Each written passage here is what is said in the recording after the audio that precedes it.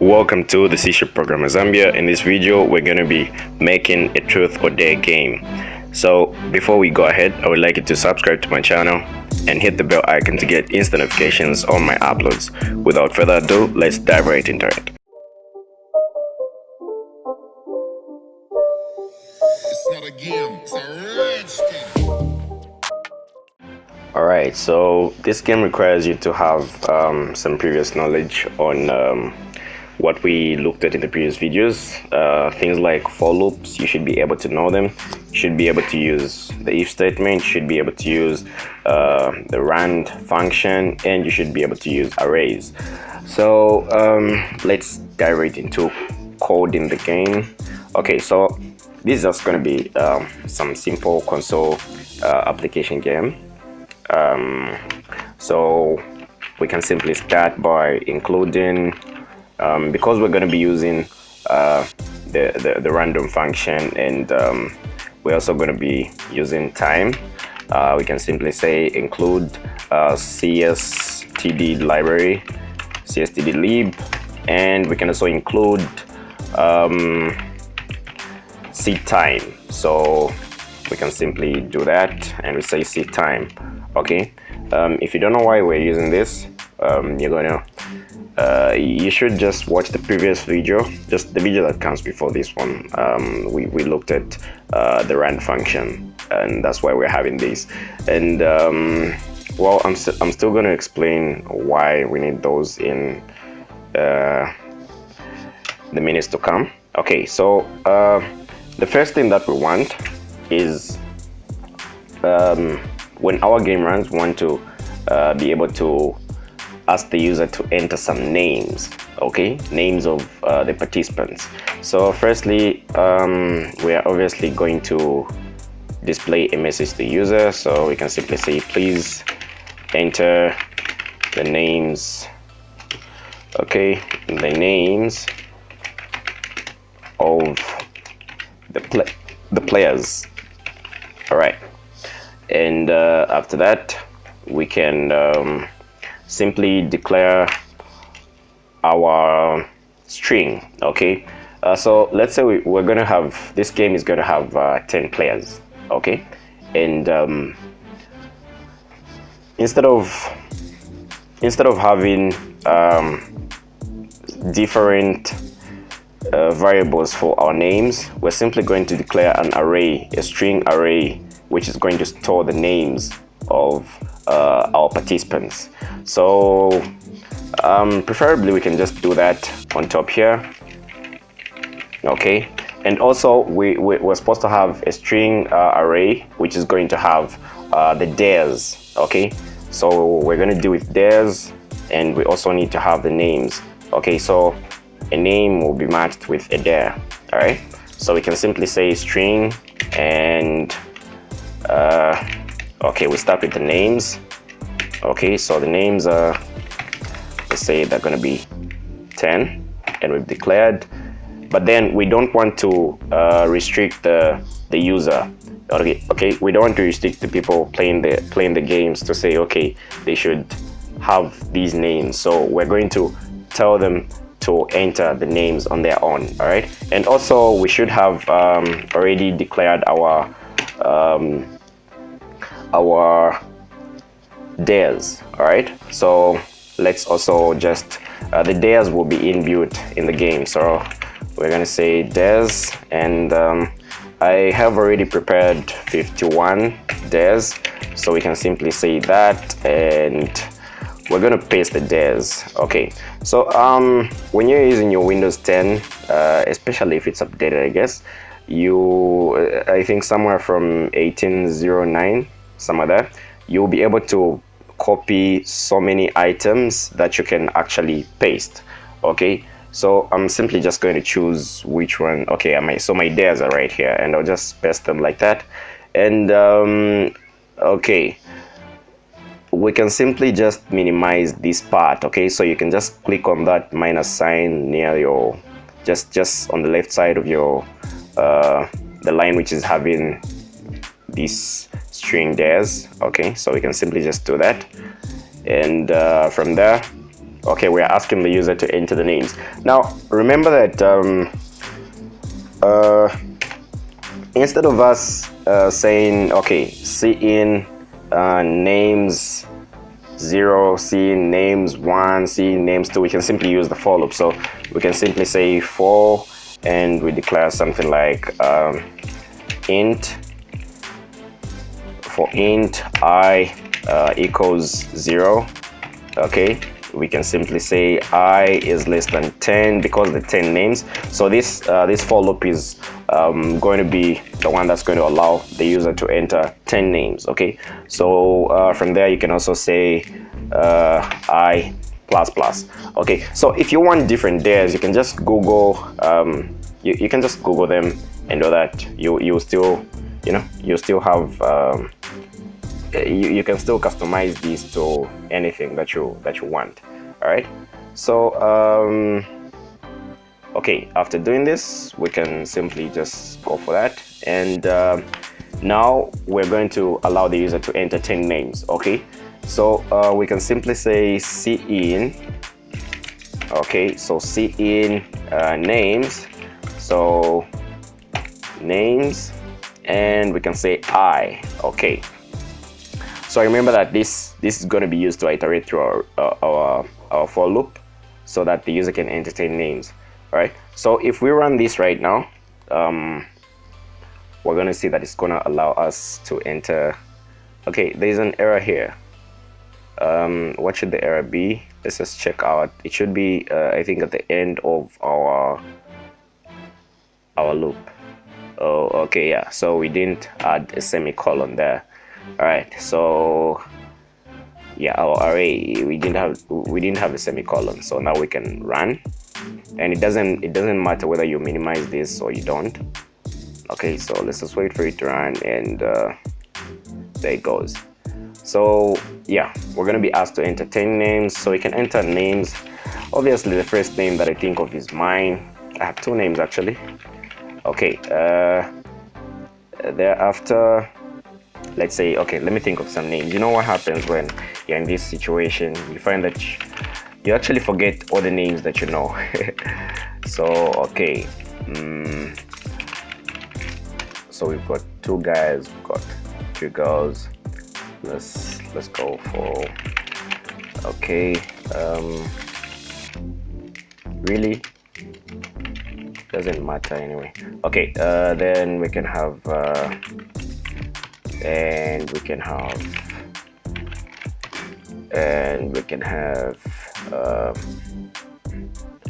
okay, and we can have something like that. All right, so after entering 10 names, our program is going to break because there is nothing else we've instructed it to do. Okay, so there are no other instructions. Okay, but I guess you can see for now we're able to enter 10 names. Okay, and after doing that, we can simply continue, okay, with our program. After entering the names, we want to match the names. Okay, we want to randomize a name and a random dare. Okay, we want to match a random name and a random dare. All right, so now we're gonna say for int, this time we're gonna use j. For int j equals 0. Okay, there you can say j is less than, actually we can say j is less than 100, because let's say we just want to give the limit of, you know, the attempts to play the game as 100, and we can simply say j plus plus. Okay, and thereafter we can also have something like, okay, so thereafter we can also have something like this, and now we want to try to match the name of, okay, the name of the person to the dare. All right, so here we're simply going to say cout, and we can say names. okay, and we can have a random function. But then before we do that, let's just minimize this part here.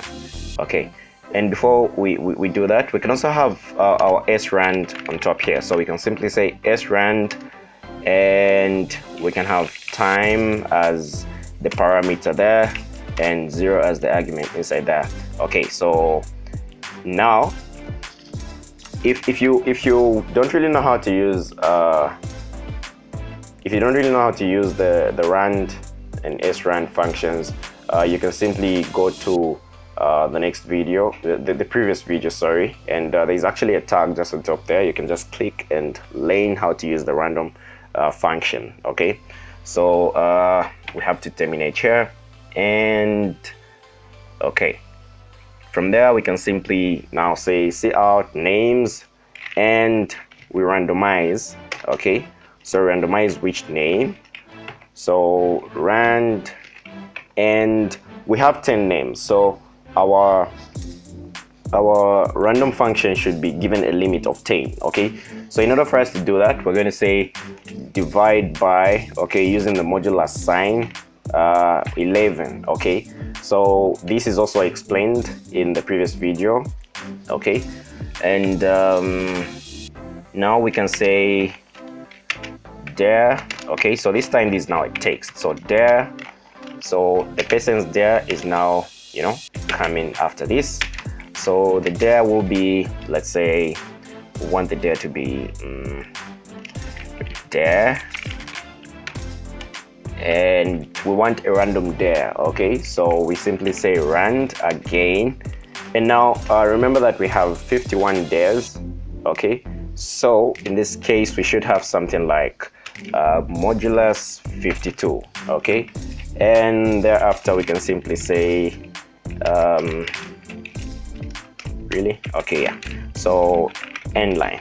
All right, and then after this we obviously want to have a part where we're able to exit the game if we don't want to continue. All right, and also before that, let's just try to run our code and see what happens. Okay, by the way, after this is done running, we simply want to have at least an empty line. Okay, so yeah, we can just do this. You know, the more you code, the more you can visualize what's going to happen even when you run the code. So you're able to know to say, okay, right now my program is not going to be spaced when I run it and all that. Yeah, so let's try to run it, and just wait for a little bit. Okay, there it goes. So please enter the names of the players, and I'm not going to type 10 names every time, obviously. So remember, we can paste multiple, we can copy multiple things and just paste them, so we can choose what to copy and paste. And all right, and if you don't actually know how to do this, you can leave a comment in the comment section below, and I should be able to make a video about that. It's something very easy. Okay, so we have 10 names here, and we can press enter, and right now okay, so it gives us the name Mary, you're there, coil crash, and do that. But this is not exactly what we want, right? We want a situation where we want to choose when to play and when not to play. All right, so after the first there here, we want it to ask us whether we want to continue or not. All right, so here we're simply going to say cout. Okay, to make it easy, we can say please enter 1, then please type 1, then press enter to continue. All right, and or maybe we can say or press any other number. to exit. All right, so we can simply do that, and yeah, we need an end line here. All right, so that now we're gonna declare a certain variable here. So we're gonna call it proceed. Okay, and here, let's just do this, create some space there, and we can simply say if, oh, firstly we have to enter the value of proceed. So cin proceed. Okay, so cin proceed, and after that, if, okay, proceed is equal to 1. Oh, sorry, let's actually make it if proceed is not equal to 1. Yeah, this will make more sense. So that if proceed is not equal to 1, if the user doesn't press 1, it means that the game should just, you know, terminate. But otherwise, if they want to continue, they should be able to press 1 and continue. So we can simply say break. Okay, so if proceed is not 1, then the program should break, which means that it should stop running. All right, and if not, we haven't told it anything, so it will just go back to the for loop and all that. So now let's try to run, and it should run in a couple of seconds. All right, there we have it. So the names are right down here. All right, okay, so these are my names. You can enter different names, okay, but it's just that I don't want to be wasting time typing names. Okay, so we press enter there. Oops, okay, yeah, so it tells you this is unknown, and we didn't actually space up after putting the name. Okay, so since we don't want to continue, we can press anything like 3 and the program ends like that. So where? Right here. Okay, so we should have a space here. Yeah, something like that is gonna make sense. And we can run again to check out how far we've gone. All right, so we're able to enter names of people. Okay, so the names are right here, and we press enter, the first person. Okay, so Simon, and I think we should change this to your dare. Then yeah, so the dare, so Simon is the person who's been dared, and the dare is stand up and do jumping jacks until your next turn. Wow, and the fact that this is so random, you might find that Simon might come after, you know, so many turns. So we can press 1 to continue, and the next person is dead. So Francis, you're there. Okay, let the person to your right put duct tape on any part of your body, then choose and rip it off. Yeah, they choose and rip it off. Wow. So you can continue your game, you know. So actually I think we should be, those are the only requirements that we needed to have for the game. So if you want to have you know, many more things, you can simply just use this just like an idea, and you can expand this idea. You can expand it if you're able to use okay, it's actually very interesting if you are very interested, okay, because you're going to be able to research, you're going to be able to use all the previous knowledge that we've had to build something up. Okay, so we've used different things. Okay, we've combined the for loop with arrays, we've used the if statement, we've used the random function to randomize while iterating through the arrays. Okay, so it's very, very interesting. So this video was just something to help you think of how you can combine all the things that you've learned. Okay, obviously you don't really need to combine everything. Okay, as long as you can do it in the shortest way, the better. All right, so if you like this video, I would simply like you to hit the like button, drop a comment in the comment section below. And if you have any questions relating to this video or any other previous videos, you can simply just preferably comment on the same video that you have a question on, or you can simply just specify what kind of question that you have. So see you next time.